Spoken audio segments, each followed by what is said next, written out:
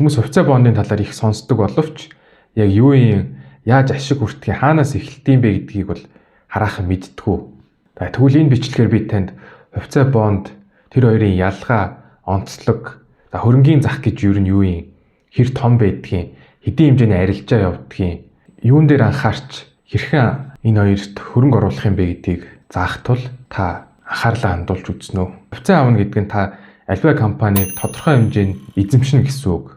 Жишээлбэл Апу, CU, Хаан банк гэх мэтлэн Монгол компаниудаас гадна Tesla, Apple гэх мэт компаниудыг байгаа. Таны авсан компани ашиг орлого нь өсөх тусам илүү хөрөнгө оруулагч нарын анхаарлыг татах тул эрэлт нь нэмэгдснээр хувьцааны ханш өсдөг байгаа. Зарим ашигтай ажиллаж байгаа компани ногдол ашиг олгохоор шийдвэрлсэн бол хувьцааны ханш өсгөөс гадна ногдол ашигын өгөөжийг бас хүртэх боломжтой байдаг юм. Хувьцааг та эзэмшснээр эдгээр хоёр аргаар бол өгөөж хүртдэг байх нэ. Хувьцаа нь аливаа бизнесийг авч эзэмшиж байгааг илэрхийлж байгаа тул хэрвээ та ганц хувьцаанаас бүх мөнгөөрөө авцсан байх юм бол тэр компаниас 100% хамааралтай болно гэсэн үг. Хэрвээ тэр компани санхүүгийн нөхцөл байдал муудах, эсвэл менежментийн алдаа гаргах, өрсөлдөөнд ялагдах зэрэг сөрөг зүйлд орсноор хувьцааны ханш нь унах юм бол таны хөрөнгө оруулалт тэр чигтээ унах эрсдэлтэй гэдэг юм. Иймээс та хөрөнгө оруулалтаа бүгдийг нэг компанид биш, тараан байршуулж аль болох дан ганц хувьцаа биш, бонд гэх мэтлэн хөрөнгө оруулалтын дор хаяж нэг 2-3 бүтээгдэхүүнд тараан байршуулж өөрийнхөө эрсдлийг бол бууруулах шаардлагатай байдаг. Тэгэхээр ямар компаниуд нь хувьцаагаа ингээд олон нийтэд арилжаад байдаг юм бэ гэхээр зэрэг худалдаарлалт бол хувьцаат компаниас IPO хийгээд хувьцаат компани болсон компаниуд бол олон нийтэд хувьцаагаа арилжаалдаг байгаа. Яагаад тэгвэл компаниуд IPO хийдэг юм бэ гэхээр зэрэг хүмүүст танигдахаас гадна компани одоо санхүүжилт шаардлагатай болох юм бол үйлдвэрээ өргөжүүлэх эсвэл шинэ зах зээл рүү нэвтрэх шаардлагатай болоод нэмэлт санхүүжилт хэрэг болох юм бол тэр санхүүжилтээ нэг бол өрөөр буюу зээл, бондоор санхүүжүүлж болно.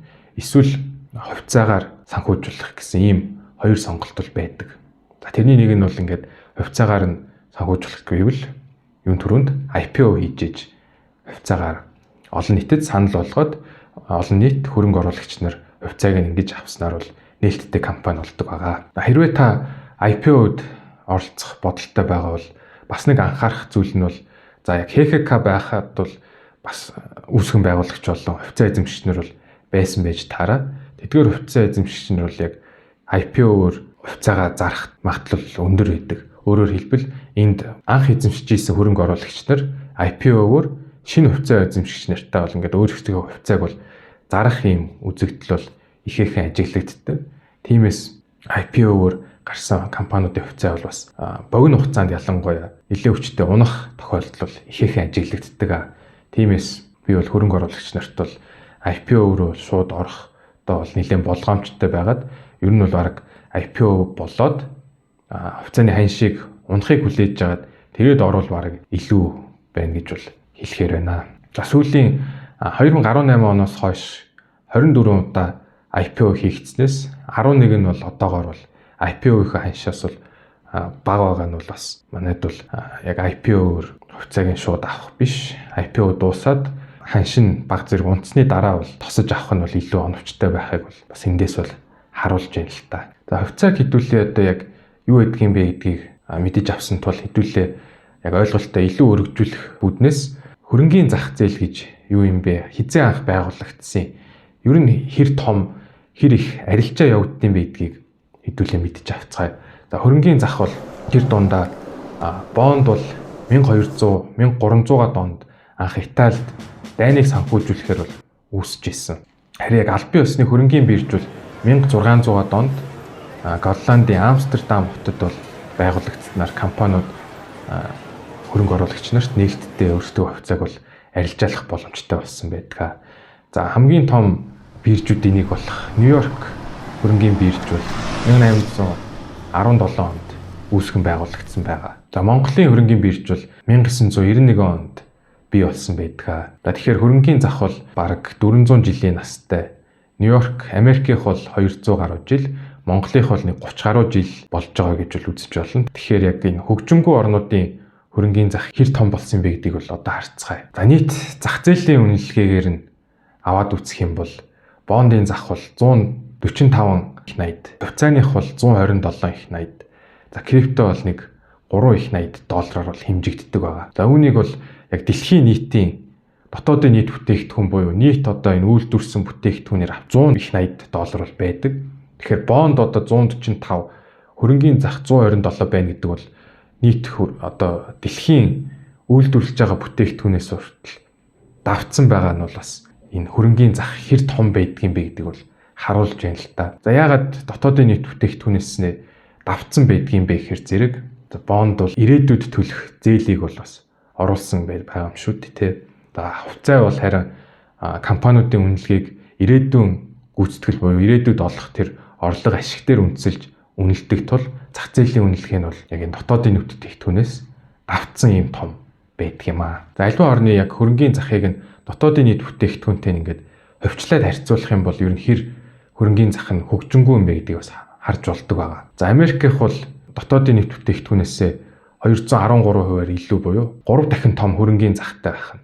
За Японых бол 157%, Энэтхэг 126, Казахстан бол 22, Шри-Ланк 20% байхад Монгол 16% нь л. Өөрөөр хэлбэл Монголын хөрөнгийн зах зээлийн үнэлгээ 13 их 80 байгаа нь бол дотоодын нийт бүтээгдэхүүнтэй харьцуулахад нэг 16% буюу яг энэ өндөр хөгжсөн улсуудын хөрөнгийн захтай харьцуулахад бол хэр хоцрогдож явж байгааг бол харуулж байна. Тэгэхээр бид хөрөнгө оруулалтаа бол дан ганц Монголын хөрөнгийн захаар өөрсдөө хязгаарлахгүй олон улсын хөрөнгийн зах дээр бас оролцдог байх шаардлагыг бол эндээс бол харж болж байгаа.